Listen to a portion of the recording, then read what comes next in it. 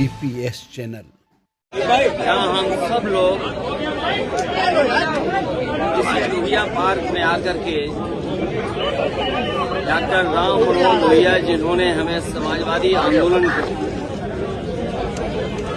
और गरीब पिछड़े दलित अल्पसंख्यक मुसलमान आदिवासी उनको हक सम्मान दिलाने के लिए जहां समाजवादी आंदोलन हम लोगों को दिया है, आज हम सब लोग डॉक्टर राम मनोहर लोहिया जी को याद करने आते हैं।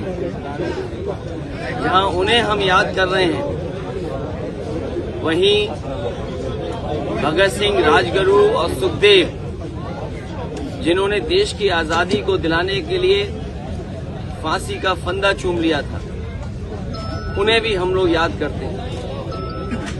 जहां सरदार भगत सिंह समाजवादी थे, वहीं आजादी के बाद देश खुशहाली और तरक्की के रास्ते पर जाए, उसके लिए डॉक्टर राम मनोहर लोहिया ने बाबा साहब भीमराव अम्बेडकर जी का दिया हुआ संविधान के तहत हमें समाजवादी सोच, समाजवादी विचार, समाजवादी सिद्धांत दिए।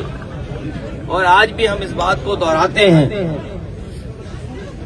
कि देश और देश की बड़ी आबादी, जिसमें किसान, गरीब, मजदूर, नौजवान, महिलाएं, उनको खुशहाली और तरक्की के रास्ते पर अगर कोई विचार ले जा सकता है तो वही डॉक्टर राम मनोहर लोहिया के विचार, समाजवादी विचारों से ही समाज खुशहाली के रास्ते पर जाएगा। जहां हम लोग देखते हैं पिछले कई वर्षों की सरकारों की वजह से अमीर और गरीब के बीच में खाई पैदा हो रही है। उस खाई को पाटने के लिए समाजवादी विचारधारा के अलावा कोई दूसरा रास्ता नहीं है। जहां भेदभाव हर स्तर पर है, जहां डॉक्टर राम मनोहर लोहिया ने सख्त क्रांति का आह्वान किया कि किसी भेदभाव को समाजवादी लोग स्वीकार नहीं कर सकते हैं।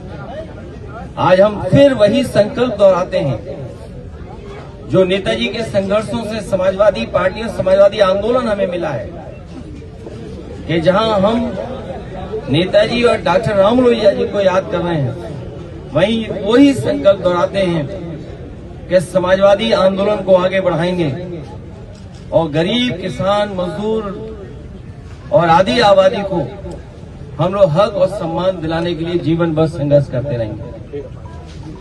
अध्यक्ष जी, कि बंगाल में असदुद्दीन ओवैसी चुनाव लड़ने की घोषणा किए हुए हैं, क्या कोई असर इससे पड़ेगा? उत्तर प्रदेश, यहाँ की जनता ने एकजुट होकर के जो संदेश दिया था,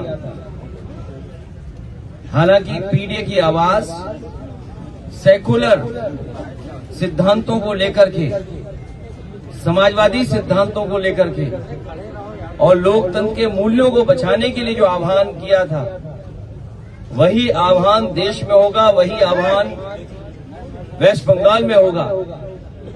और कितनी भी पाबंदियां लगा ले Bharatiya Janata party election commission के माध्यम से, लेकिन वेस्ट बंगाल की जनता एक बार फिर ममता बनर्जी जी को वहां पर चुन करके भेजेगी। लेकिन वो तो दिल्ली के लिए भी अब अगला प्लान तैयार कर चुकी हैं। कह रही है बंगाल के बाद दिल्ली कार्यकर्ताओं को संदेश भी दे दिया उन्होंने। मैं बात बहुत ठीक से तब समझ सकता हूं जब अपने चैनल का बताइए, कौन से चैनल के आप हैं? ABP news. आप तो बंगाल से ही आते हैं। जो काम ममता बनर्जी जी ने किया है बंगाल के हर स्तर पर, जो उन्होंने खुशहाली लाने का काम किया, और मुझे खुशी है इस बात की कि कभी नेताजी ने कन्या विद्याधन और समाजवादी सरकार ने महिलाओं के लिए नारी शक्ति, उसके सम्मान और समृद्धि के लिए जो काम किए थे, वो बंगाल में आज बड़े पैमाने पे चल रहे हैं। वहां की करोड़ों माताओं को बिना भेदभाव के वहां की सरकार हर महीने मदद पहुंचा रही है।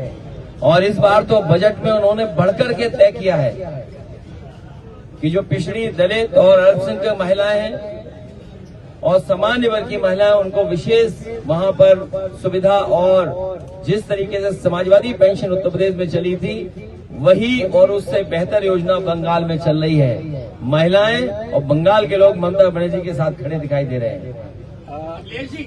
वो आज के समय में कितने प्रासंगिक हैं? जो कभी लोहिया ने और समाजवादियों ने एक आह्वान किया था और एक नारा दिया था कि समाजवादियों ने बांधी गांठ और पिछड़े पावे 100 में 60, और सेंसस का आज विज्ञापन आया है, लेकिन विज्ञापन में जाति का कॉलम गायब है।